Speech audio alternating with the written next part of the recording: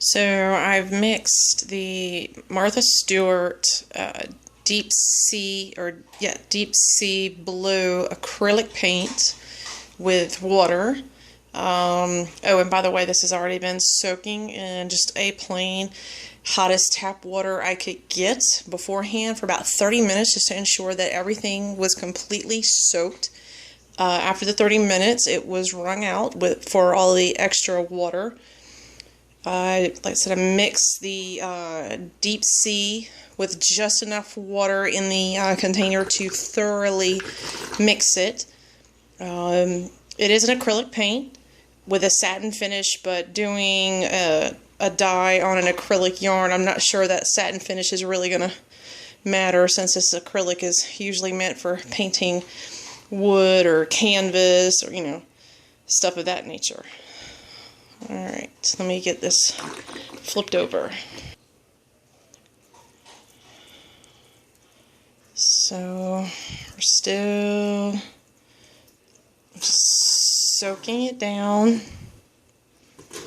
The great thing about this being acrylic paint is that it's water-based. So, while it's technically not going to come out after being soaked and allowed to dry, it will, however, be cleanable off of the kitchen counter.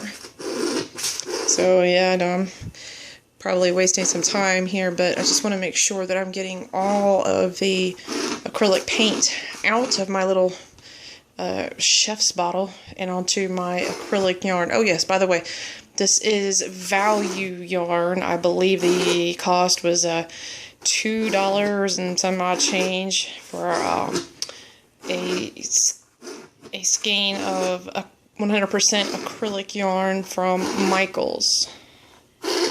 Alright, time to get the glove on and really start mashing this down. Alright, so I can already tell that this is going to be a very mottled mess. I probably should have done this with a much smaller batch. However, I am going to make a valiant effort of getting all of this squeezed into my yarn.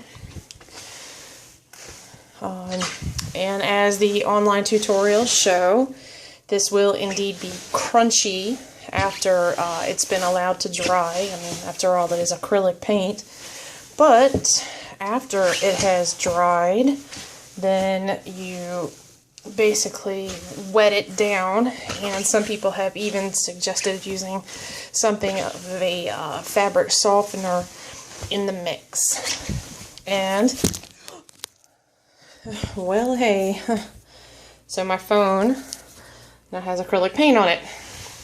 Now that may or may not come out. So anyways, get a little more dye in here, and I have a feeling that this is also going to be a pain in the rear to untangle. I do have it tied off in sections, but I'm pretty sure that I've mimicked the hell out of it by doing all the scrunchy squeezing and so forth.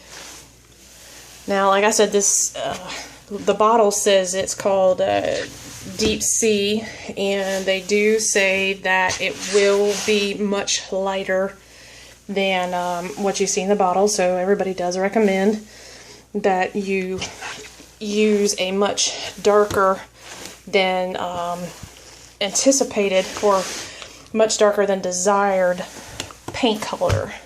So amazingly, this is the color that you see right now is really the color that I want it to be in the end. But the Martha Stewart collection did not have anything darker than this when it came to blue, which, I mean, hey, it was on sale, $1.49 for a bottle, so I'm not exactly going to be picky. After all, it is, my first acrylic yarn testing. So, we do, and it's definitely looking mottled, or what will be eventually variegated, but we just keep squeezing. Yeah, I'm making a mess, but again, oh crack, definitely a mess, but it will be, washable.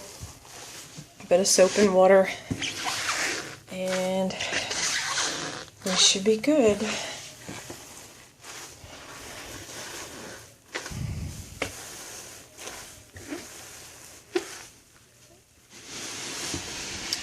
Really wishing that there would have been a darker color. Of course, I could have gone to use some of the higher grade acrylic paints, but like I said, this was on sale for $1.49, and to be a test run, I certainly was not going to go for anything bigger, or more expensive, I should say.